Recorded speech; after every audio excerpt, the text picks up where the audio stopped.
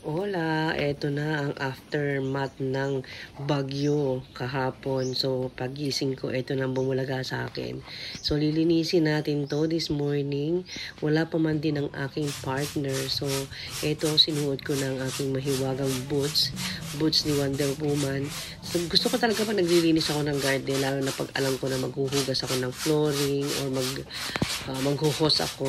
Sinusuot ko talaga yung aking boots kasi syempre, hygiene yan eh, tsaka for safety reason na din. Ayoko kasi nang nababasa yung paa ko na alam mo na madumi yung ano eh. So, yan talaga. Sarap kaya maglinis ng garden pag nakabota ka. Talagang kahit anong tapakan mo, kahit mabasa yan, okay lang.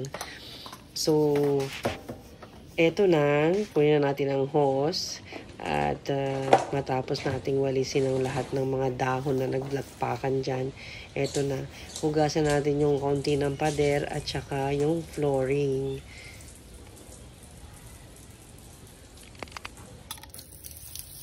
Ayan. Ang dami kasing dumi. Lalo dun sa mga bakod. Nagtalsikan dyan. Eto.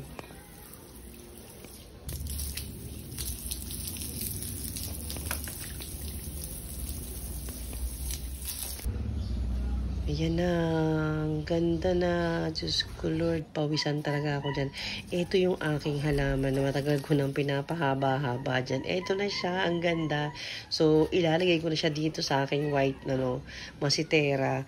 At bala ko siyang ilagay sa aming kwarto. Ayan.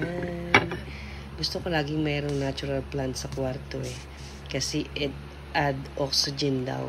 Ayan siya. And then ito, meron din akong tiny doon sa labas na ilalagay ko naman dito sa aking coffee nook. Ayan, 'di ba? So, I don't need to buy fake plants. Siya na lang. 'Di ba? Ang ganda pa. Patubig naman siya eh, kaya madali lang siyang alagaan. Thank you for watching.